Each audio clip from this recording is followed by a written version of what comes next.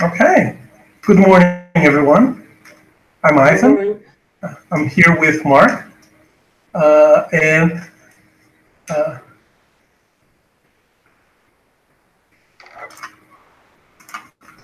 and I would like to introduce he begins. So he wrote his first book, Pronunciation Games, in the early 90s while teaching at Cultura Inglesa in Rio. And since then, he has been teaching in Europe and writing materials, including English pronunciation news and various course books. His latest books, Pronunciation Pack 1 through 4, received the 2017 Elton's Award for Innovation in Teacher Resources. And he also uploads free articles and materials on prompack.com and hancockmcdonald.com. So, Mark? Good morning, everybody. As Ivan said, my latest books were these set of 4 books called Prawn Pack. They came out last year. Before that, there was this book, English Pronunciation in Use. The first edition of that was 2003, I think, and then this is the second edition. And the first book, this one, Pronunciation Games, I wrote in the early 90s. As Ivan said, I started writing this in the Cultura in Rio, where I had a few hours administrative time, and they asked me to write some materials for teaching pronunciation to share around the schools. So that's where my interest in pronunciation materials started way back then.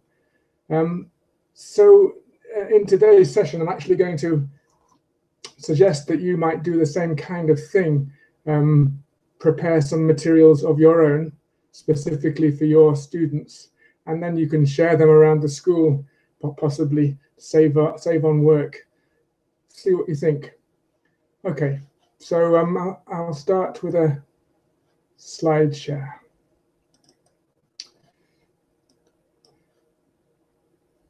Okay, so as you can see on the opening slide here, there is a link and a QR code for you to sign in for your attendance at this webinar today. So don't forget to do that at some point. Here's a lesson plan for the session for this webinar. And you can see that it's made of 3 parts. The first part is called mazes. And I've used the slogan, think it, because this part of the talk is materials which is focusing on something cognitive, that the students, helping students to recognize patterns in the pronunciation, particularly spelling patterns. And the second part is I'm calling maps, and I've used the slogan, use it, because this is the aspect of pronunciation that's more interactive, about making meaning and making yourself understood. And we'll focus on minimal pairs. A minimal pair, as you can see in the picture here, you've got a coat and a goat. A minimal pair is simply 2 words which are different only in one sound. And in the third part, we'll look at rhymes and raps. And the slogan is hear it. It's about creating an auditory memory of how the language sounds. In particular, we'll be focusing on connected speech in this part. So there are 3 parts, and after each part, I'd like to switch back to camera view for questions which Ivan is going to take note of for me. The slides, incidentally, are available from this link you can see at the bottom, which is there on the Hancock MacDonald web page. Okay, so we're starting then with part 1, mazes. Now, here's a spelling pattern for you. Look at these words. You've got hide and bite, and you've got hiding and biting.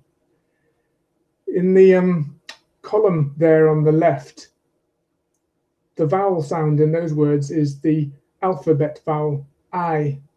It sounds like the letter I when you say the alphabet, A-E-I-O-U.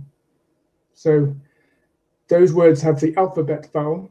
On the other side, in the right-hand column, you've got hid, bit, hidden, bitten, and they have I, which is the same letter, but the short version. So you've got hid, I is the short vowel. Hide, I is the alphabet vowel. It's interesting, I've highlighted in blue some significant letters in the spelling here. And you can see that in the top row, you've got the E at the end of the word is highlighted.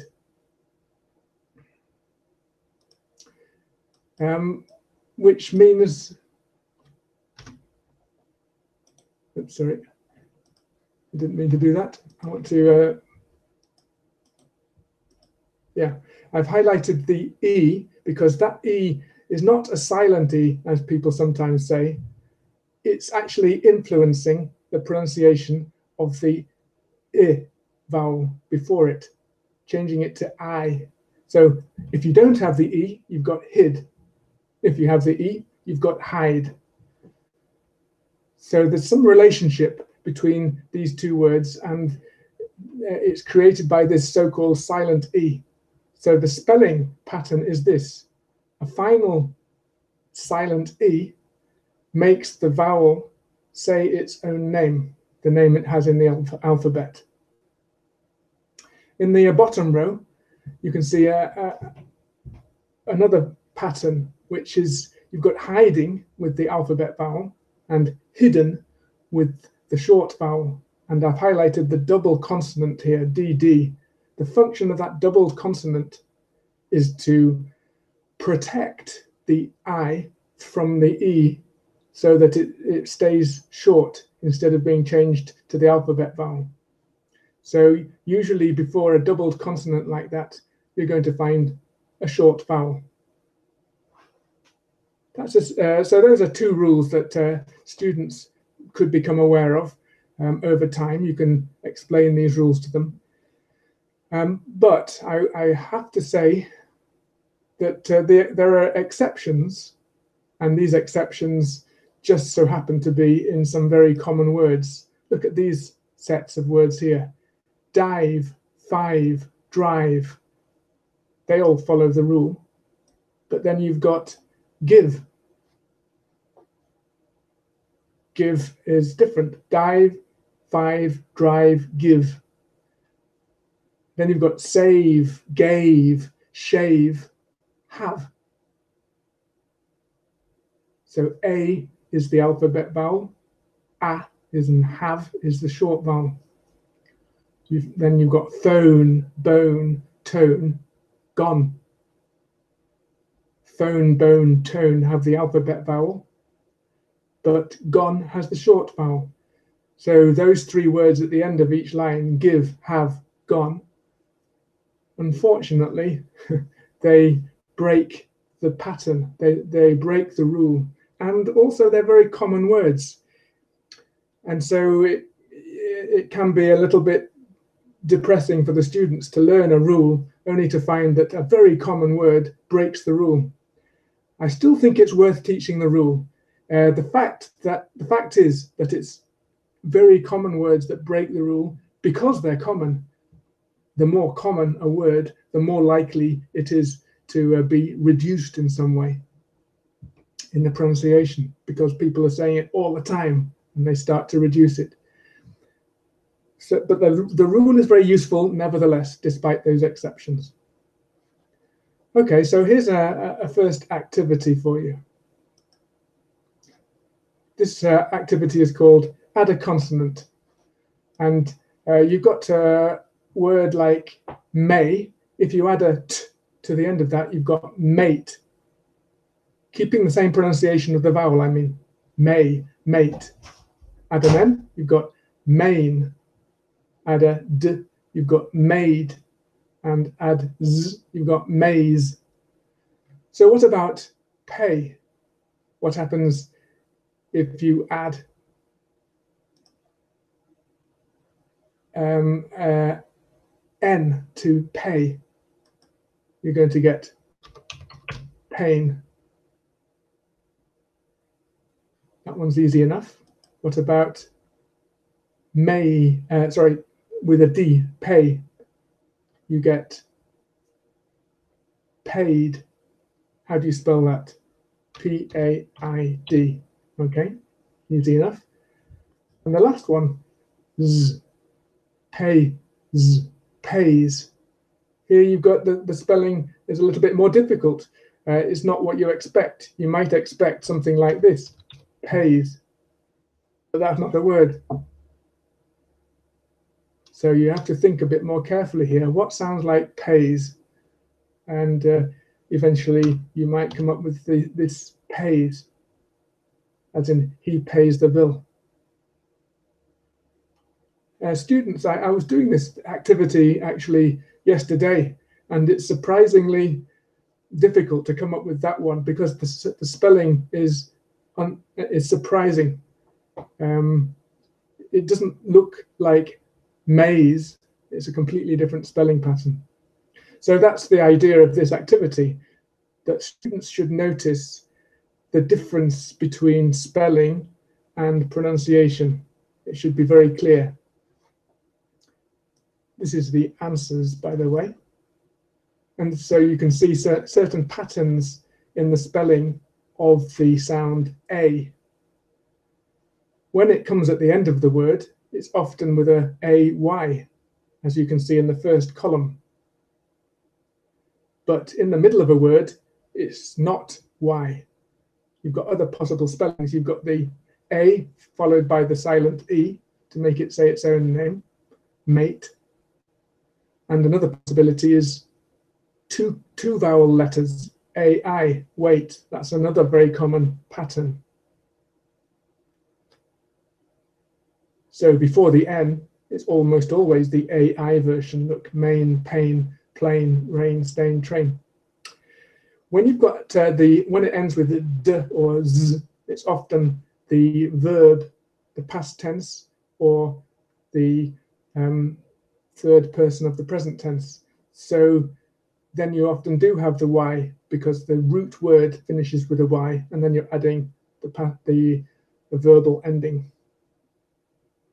So you can see patterns there as well. Down here at the bottom, you've got Wade. Wade. That's a very unusual spelling, the E-I-G-H spelling. It's an exceptional spelling. It's very noticeable. Students look at words with GH in them and they think, English spelling is completely crazy. Well, it is, but fortunately, that's a minority of words. So one of the spellings of A is E-I-G-H.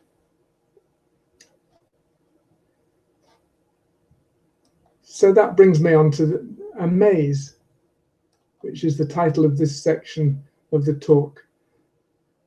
This maze is designed to focus on the spelling patterns that we've just been looking at.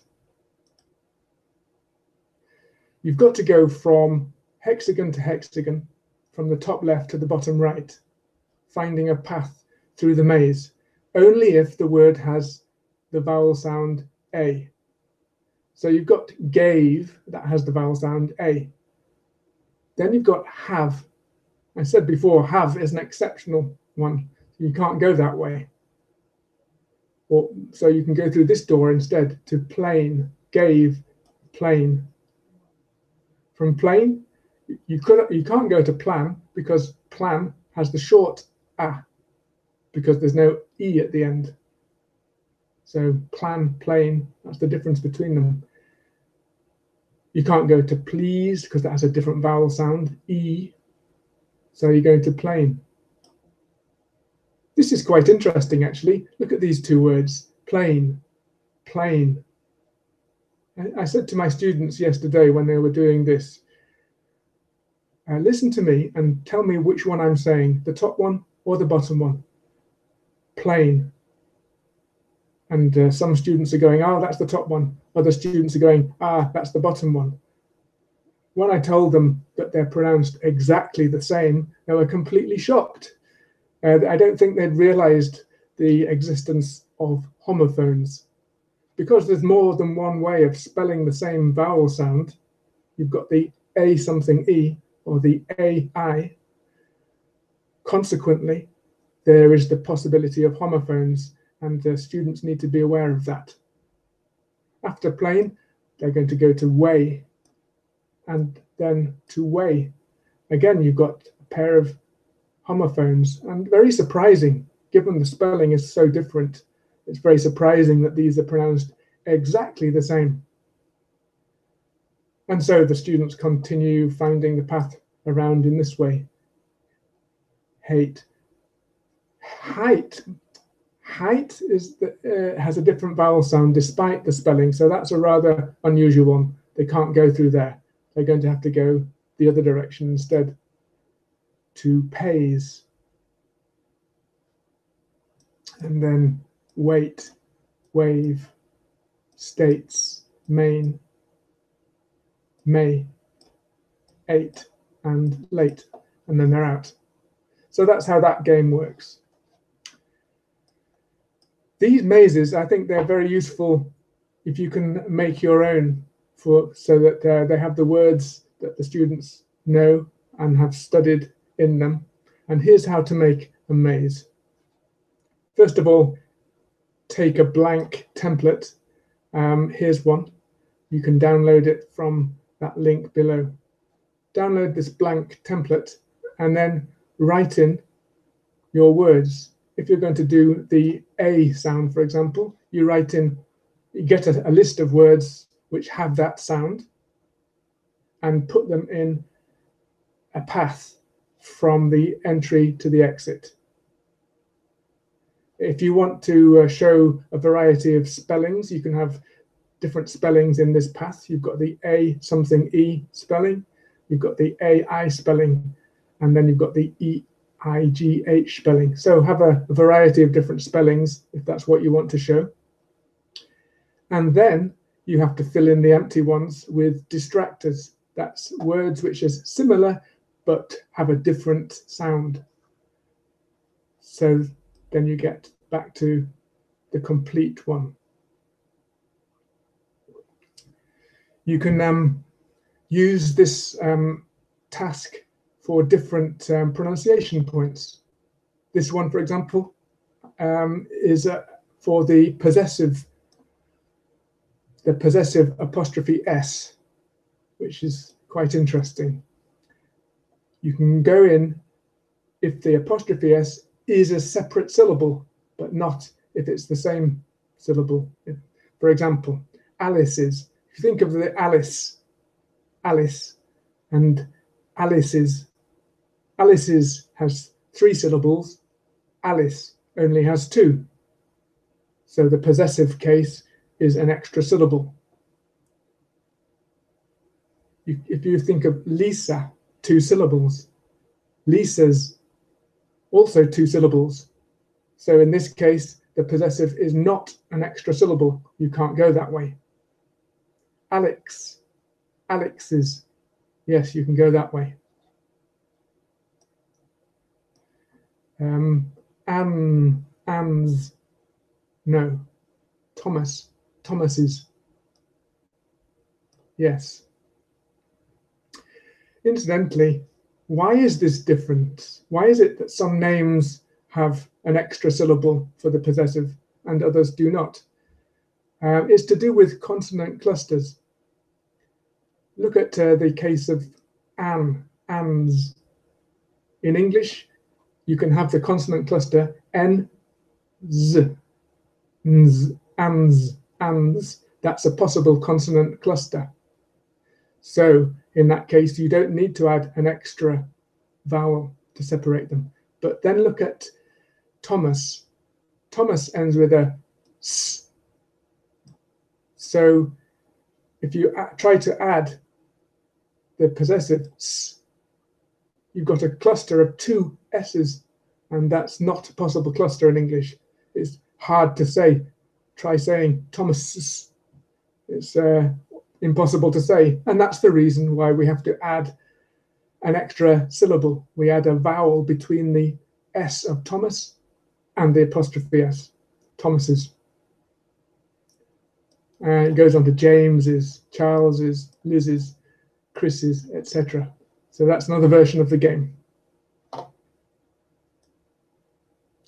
Or you can use it for stress patterns. In this case, you've got nouns with 2 syllables, and students, you can go through the hexagon only if the noun has the pattern strong syllable, weak syllable, like football, problem, not police, because police has the second syllable is stressed, etc. You can actually have different designs of mazes as well. This maze has has a different shape to it. So that from the beginning here with the S, you can go to lazy, rise, or rice. Rise has a Z, so you can't go that way. You're going to have to go to rice, because rice is the only one that has the S. And then you can go to peace, like that, and so on, until you get to the bottom right. And you can use this again for the Z, going from the top right to bottom left. So from here you can go to lose and prize, and go through in the maze until you get to the exit in the bottom left. So that's another design of maze. My suggestion then is that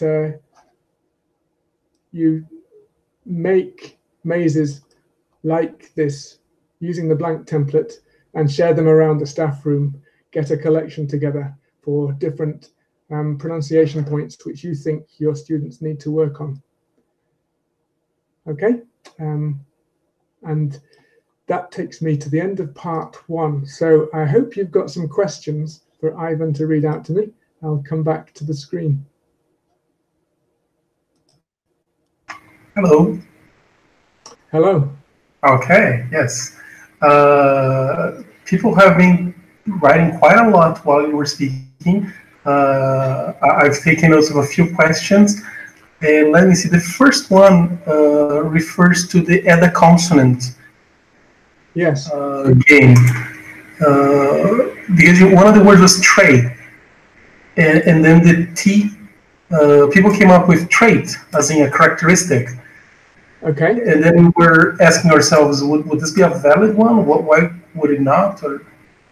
That's a good question. And you're absolutely right. Trait, as in characteristic, is a possible word. Every place where I put an every place where I put an X, there would be a possible word, but they are, for the level of students I was aiming at with this activity, they would be very unusual items of lexis, and I wouldn't want the student to be getting obsessed with learning words which are not necessary. So it's just the frequency of vocabulary, that's all. But there are words in all of those places where I put an X. I just don't want the students to waste any time looking in their dictionary to find them, because they're not useful words at this level. Okay, yeah, that makes a lot of sense. Mm-hmm. And another question that came in was in the beehive maze. There was a question about the different accents and if it would affect. So if a teacher has a different standard from standard British pronunciation, standard American pronunciation, would it affect these games? Yes, that's a good question also. I think it would not affect these games because they're focusing on the spelling. So let me think of the example of the A maze, and in a different accent. For example, in the north of England, some people might pronounce it air. They might say playing. The game still works, despite the fact that the accent is different, because it's relative to the accent of the person doing it. It's focusing on the spelling rather than on a specific sound. So it's, I think it's accent tolerant. It doesn't matter which accent you have for this maze activity. Okay. I think those were the questions. If anybody has any other questions, please post them and we'll ask them later, okay? Okay. No more questions for now then. No, I think you can go on. Okay, so we'll return to the screen. My next slide is to introduce the part 2 of the talk, which is maps. And we're going to focus on minimal pairs with the slogan, use it. We're using the pronunciation to create meaning. The importance of minimal pairs is this, that they demonstrate to the students that pronunciation is not just for show, it's to make yourself understood. It's about understanding one another. It's not just decoration. Students sometimes think it's just about sounding like a native speaker or something like that. That's not what pronunciation teaching is about. It's about helping your students to become more intelligible. This simple little dialogue is supposed to show why it's important sometimes to think about pronunciation when you're speaking. I'll dramatize it for you, being both voices. Excuse me, I need a shit on my bed. What did you say? There's no shit on my bed. Oh, that's good, isn't it? No, it's bad. It's just a bed with no shits. Oh, sheets. You mean sheets. Yes, shits. No, sheets. Yes, shits. Right, I'll get you some sheets. Is that everything? You can see that the receptionist in the hotel understood the customer eventually, but it took quite a long time to get there. And the reason was, of course, that the customer was saying the word with a non-standard vowel pronunciation, so that it was confusing for the listener. So sometimes it's important to focus on certain sounds to make a distinction. Otherwise, you might be saying a word that you don't intend to say. So you can use a dialogue like this with an embarrassing context to show how it might be important to focus on pronunciation sometimes. That same vowel distinction is demonstrated here in these minimal pair sentences. Number 1, I'm living with mum, or I'm leaving with mum. Number 2, don't hit the plates. Don't heat the plates. 3, don't slip on the ice. Don't sleep on the ice. 4, can you feel it? Can you feel it? With sentences like this, you could say that the students have to listen and say first or second according to which word they hear. So, for example, number 1, first or second. I'm leaving with mum. Okay, what I intended to say there was the second, leaving. If you didn't understand, I might have to try again and exaggerate it a little bit. I'm leaving with mum. I would do that with me speaking and the students saying which they heard, and then students working in groups where one says the sentence and the other says the others have to say if it's first or second. That's the basic principle of minimal pairs. You can use them in this route map game. So you've got the short vowel words on the left here: living, hit, slip, fill, and the long vowel on the right: leaving, heat, sleep, feel. So you go to number 1.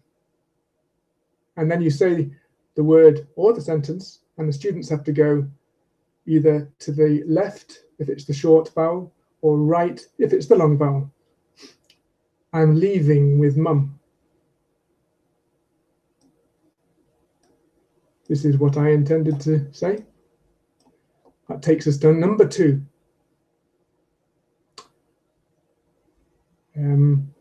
What was the sentence? Don't hit the plates. Don't hit the plates. That was left, so we go this way. Left to number 3. Next. Don't sleep on the ice. Don't sleep on the ice. That was right. Or I intended it to be right. And finally, can you feel it? Can you feel it? I hope you got to Miami, because I intended to take you to Miami. So what you do is you say your 4 sentences, and the students listen and try to get to the same city that you were trying to get to. The important thing when you feed back at the end of this activity is not to use the words correct or incorrect, but it worked or it didn't work. So if the students got to the city that you intended, then the communication worked. If they got to another city, the communication broke down somewhere. It's nobody's fault. It's just you've just got to focus on making that difference so that there isn't a misunderstanding. And then you would get students to do that in pairs or in groups, and try to get to the same destination city. But remember, it's nobody's fault. It's a question of communication. You can use this same activity with any minimal pairs. So this is focusing on the E minimal pairs, but you can use them with any other minimal pairs as well. There is a blank version of this map on the website I showed you earlier.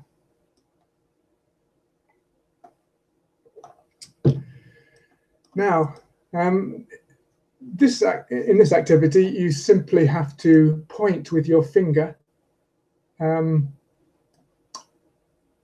up. Point your finger up if you hear a word in the top row.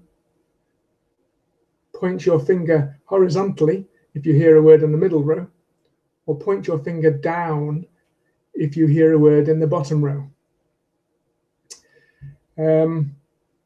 Unfortunately, I can't see your finger, so I'm just going to have to imagine it. But in the classroom, you can see your students gesturing with their finger, of course, and then you can see immediately if they've understood what you've said. So, for example, I say ham, and hopefully you had your finger horizontal. Him, hopefully you had your finger pointing downwards. Tip, hopefully you had your finger horizontal. So you can do that over and over again until your students are getting used to it, and then get students to say the words and the others to point the finger. These particular example words I chose because, from what I remember of Brazilian English, there is a confusion between H and R at the beginning of words.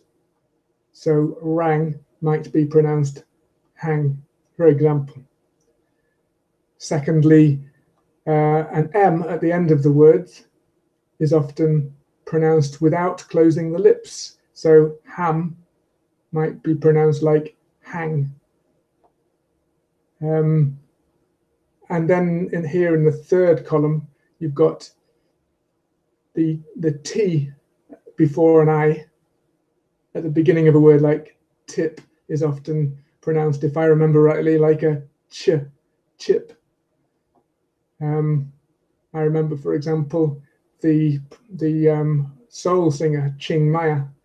And I was thinking, that's a strange Chinese-sounding name, Ching. And then I realized it was T-I-M, which was a great surprise to me. So that has the t-ch confusion. It also has the short I versus the long E, chip, cheap. So all of these are potentially problematic words for a Brazilian student of English. You can put those words then, words from groups like that, into a street map. In this street map, the students have to find one of these cafes. You've got A, B, C, D, E, F, G, H, I. They have to identify which one that you're going to by listening to the directions to get there. For example, it's on the corner of Rang Street and Tip Street. It's on the corner of Rang Street and Tip Street. Okay, I intended to say Rang Street and Tip Street. So the place which is on the corner of those is G. So in this game, you give directions to different cafes on the map, and then students in groups or in pairs do the same thing, trying to make themselves understood to each other. If they make a mistake, or if they don't get to the same cafe, then they try again, but making the pronunciation clearer until they get the desired result. So you can guess what I'm going to ask you to do next. You get the empty map template here, and you make your own, writing the names of streets in with sounds or that your students are having difficulty with distinguishing. There's another example here, look. Here, this is just focusing on the H versus R confusion, hope, rope, etc. I included some parks in this one as well.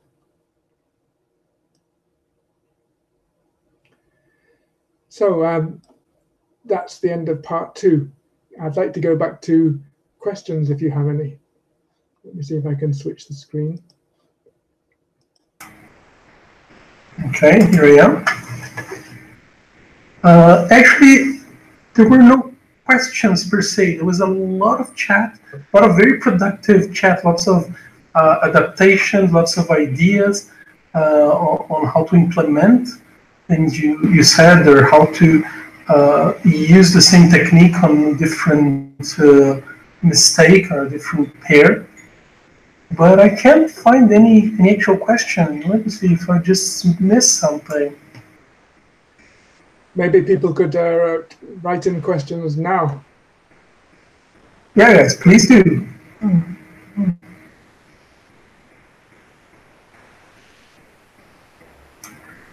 Yes, Talita, the presentation is going to be available later. Actually, immediately after we finish, we wrap up. If you go to the same link, you get the whole presentation.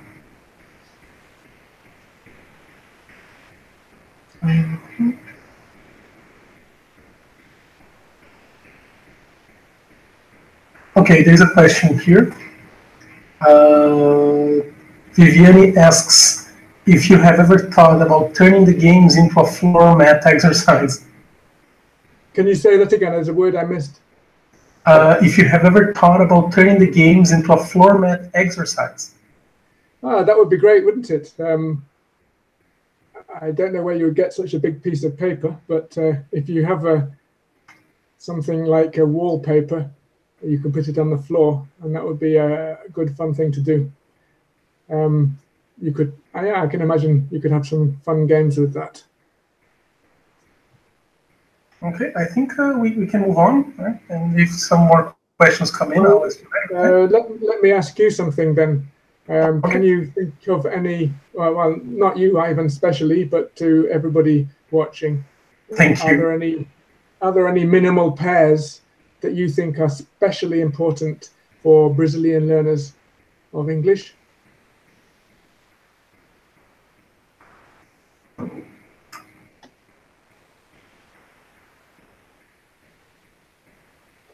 Let's see what comes in.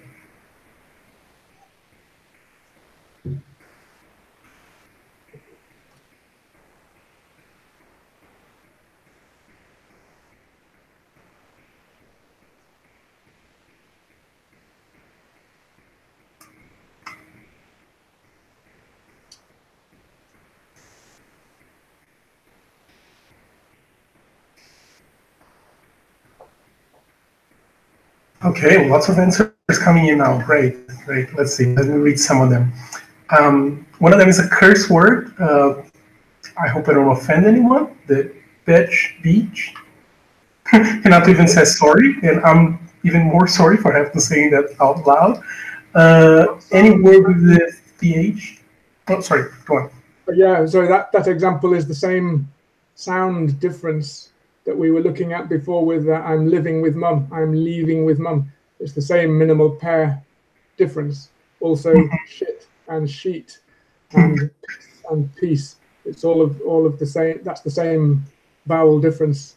And yes, swear words, if you are allowed to use them in your class, are very useful because they demonstrate to students the kind of embarrassing situations that you can get into with pronunciation sometimes.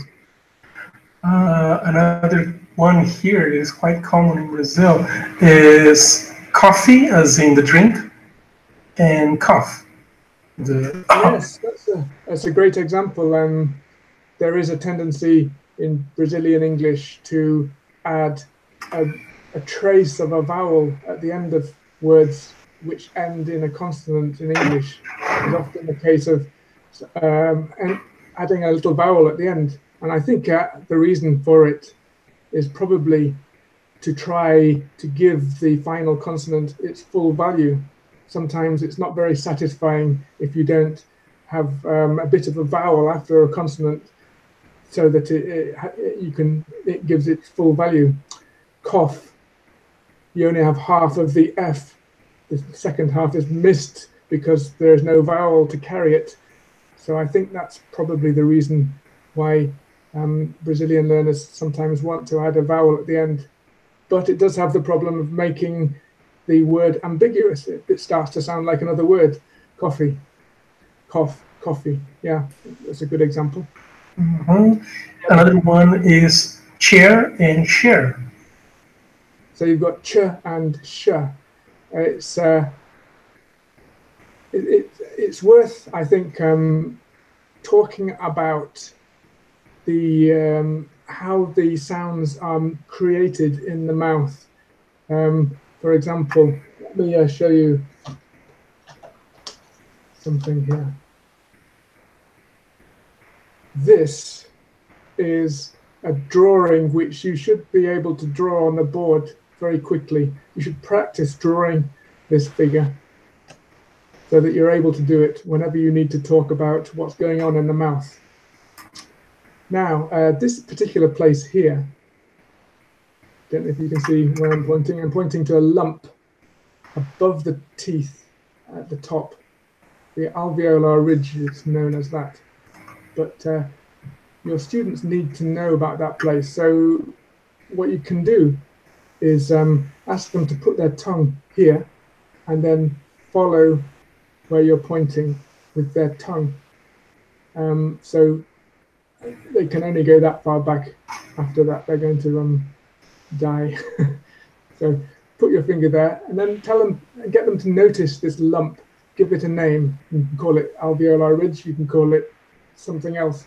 But the important thing is that for a lot of consonants in English are produced by putting the tongue against that lump or near it. And in the case of ch versus sh, in the first one, the tongue touches that lump and closes the gap completely. T. So you've got a t, t, t. And then it moves away from the lump and moves back slightly. So you got t followed by sh, ch, ch, ch, ch. If students are aware that the tongue must actually touch the lump at the beginning in ch, but not in sh, then that they should understand the difference between those two sounds. So one of them includes touching of the tongue and the other not. They could start by going t, t, t, to get the ch, start with a t and then add the sh afterwards. T, sh, ch. I'm showing this just as an example of sometimes you need to focus students' attention on how the sound is created in the mouth. And that was an example. Any more? Yes, actually, hundreds and hundreds of more. Many of them are quite funny. People are going to make me read a lot of weird stuff today. Brushing my teeth versus brushing my teeth. Third versus third. And lots of TH problems. Okay, the TH problems. I thought I did anticipate that somebody would ask about them. It's the classic pronunciation issue that teachers tend to talk about in Brazil, particularly. And the TH, th, it's easy to teach because you can see it, th. You can see the tongue sticking out of the mouth, th. So why do students have such a problem with it? Well, it sounds like a speech impediment. It's a bit embarrassing, really, isn't it? Because that's one thing. And another thing is, most languages in the world don't have that sound. It takes a lot of effort to make it. So in the middle of speaking fast, suddenly you have to stick your tongue out. It's a lot of effort. And consequently, very few languages bother to use that phoneme. English uses Arabic, Greek, a few languages, Spanish from Spain, but not from South America. But it's not very common. And moreover, it's often not used even in what you might call native Englishes. For example, in typical London speech, it might be replaced by th. So think becomes think. If your student does that, they sound like a Londoner. Or it may be replaced by a t, as in your turd example. Actually, that's the way it's pronounced in Ireland. So if your student does that, they sound Irish. So if your student sounds Irish or like a Londoner, what's the problem? Those people are intelligible. So I think in terms of intelligibility, maybe the th is not such a big problem. I think students need to be aware of it, but if they forget and sometimes drift back into one of those other alternatives, I don't think it's a major problem. Okay, this could go on for a while, so you let me know when we should stop and move on to the next item, okay? The next one is man singular versus man plural. Yes, the that's quite a common problem, actually. And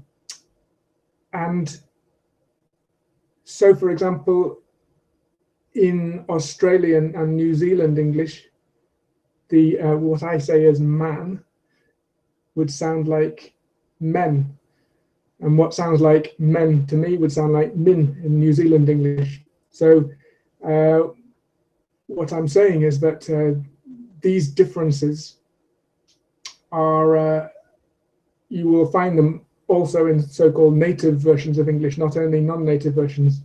And yet those people, we make ourselves understood. I understand Australians and vice versa. So evidently it's not a major problem for intelligibility, if your man sounds like men. If it's consistent, then the listener will get used to it and compensate. The problem happens when you make no distinction. So if you say men for both the singular and the plural, then it's going to make the listener will not know if you're saying singular or plural, because you don't make any distinction at all.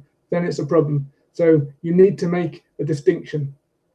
It doesn't have to be the same distinction that I make. You can make the same distinction as the way the Australians do it if you prefer, but there needs to be some distinction. What happens if you don't make the distinction? It's not the end of the world. The listener can use the context to help them understand which one you're saying, of course. But every time you nullify a distinction, it's one more contributing factor to making yourselves not understandable. That's where the problem comes in. So try to make distinctions as far as possible, but it's not the end of the world if you don't get one or two of them.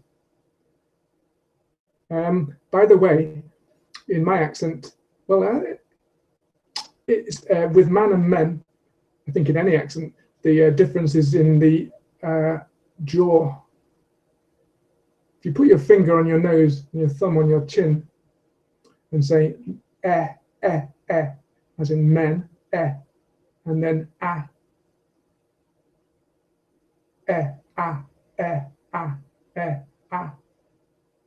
it's about the jaw dropping.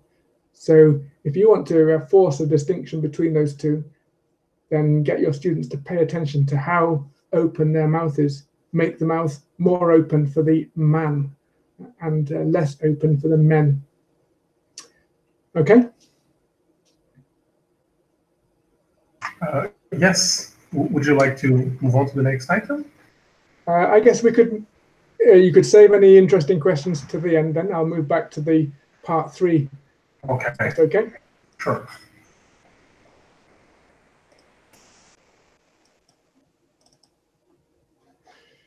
So part 3 is rhymes and raps. That little figure, that little creature there, by the way, is an earworm, which is when you hear something, like maybe you hear a popular song on the radio, it's being played on the radio all the time. You don't necessarily pay attention, but you just keep hearing it. Eventually, you hear it in your head, and maybe as you're walking down the street, it's just going round in your head. When something a sound or a song goes round in your head, that's an earworm. I think we can create earworms and use them as in teaching pronunciation. Here's an example. I did use this example, by the way, in a Brelt webinar last year. So if you were at that webinar, you've heard it already. I'll put some background music on. And I'll say this poem 2 lines at a time. You have to repeat. Let's see if I can use this square tool here. Yes. So for example, I'll say those first 2 lines. You won't get fit just sitting on a seat. And then you repeat. If you're on your own, that's fine. If you're in an open plan office and you don't want everybody else to hear you, you'll just have to repeat it in your head silently. So let's just practice before the music. You won't get fit just sitting on a seat. If you want to get fit, got to get up on your feet. Don't fill that seat, got to move a little bit. Kick your feet to the beat, feel the heat. That's it. Notice that this poem has lots of examples of the E distinction, which is what I wrote it for, in fact. Okay, so we'll do that with the music. You repeat every 2 lines after me. And then after that, we'll do it all together. Let me just start the music this moment.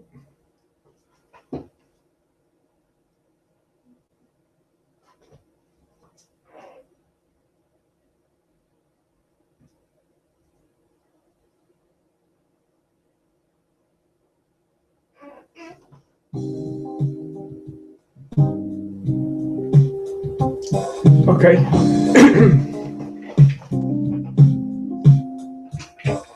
You won't get fit just sitting on a seat. If you want to get fit, got to get up on your feet. Don't fill that seat, got to move a little bit. Kick your feet to the beat, feel the heat, that's it.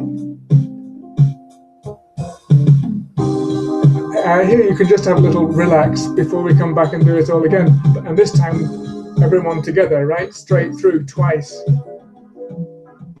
You won't get fit just sitting on a seat. If you want to get fit, got to get up on your feet. Don't fill that seat, got to move a little bit. Kick your feet to the beat, feel the heat, that's it. You won't get fit just sitting on a seat. If you want to get fit, got to get up on your feet. Don't fill that seat, got to move a little bit. Kick your feet to the beat, feel the heat, that's it.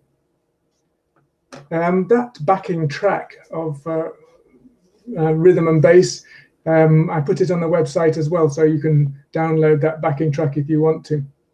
You do this at the end of the lesson, and I guarantee that your students will be walking home from school with that going around in their head like an earworm.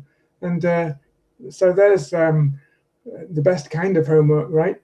They're practicing mentally the way that the connected speech sounds.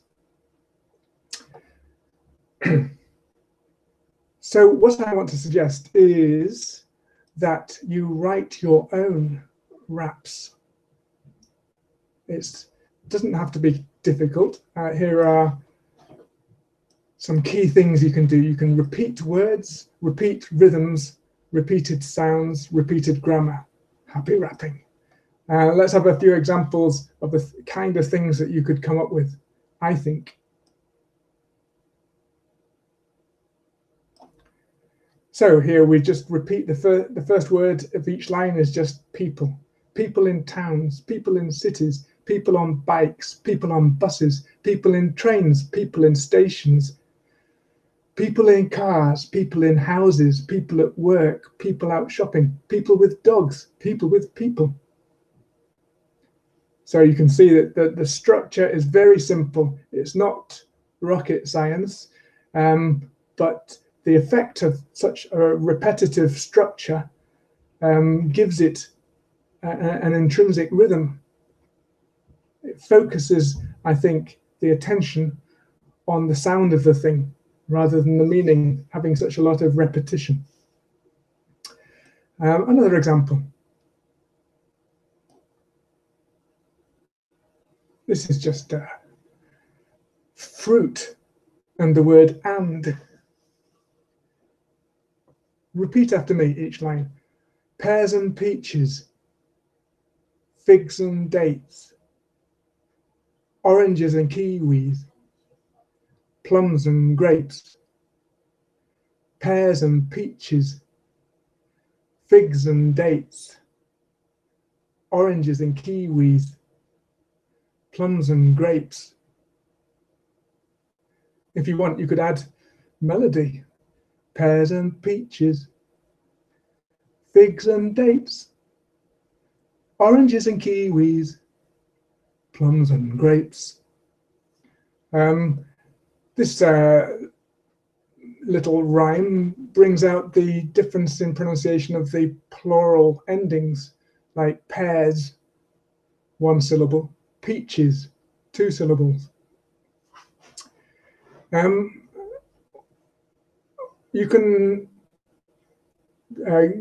do what I would call micro drilling with a rhyme like this, which is rather than ask your students to repeat each line, you could have variations on the line. For example, each word 3 times, like this.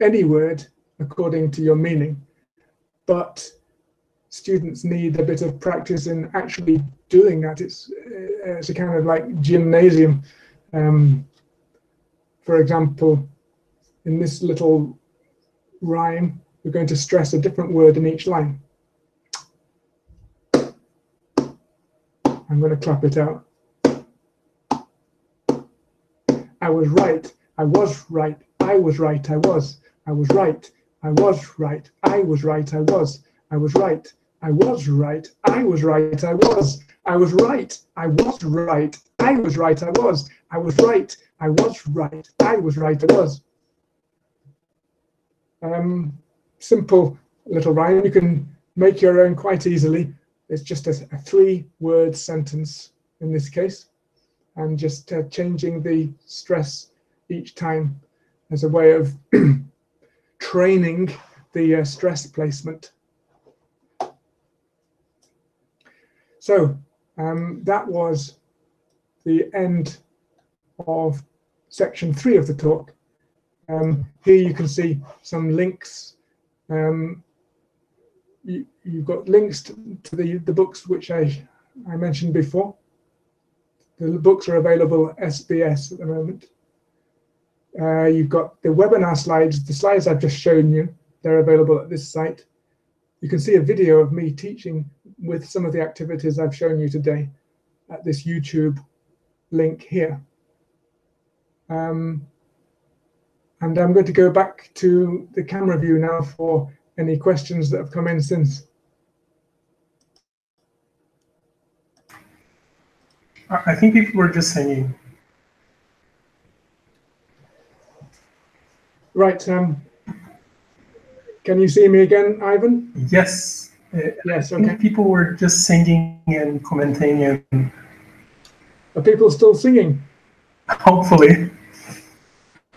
You won't get fit just sitting on a seat. If you want to get fit, you got to get up on your feet. Don't fill that seat. You got to move a little bit. Get your feet to the beat. Feel the heat. That's it.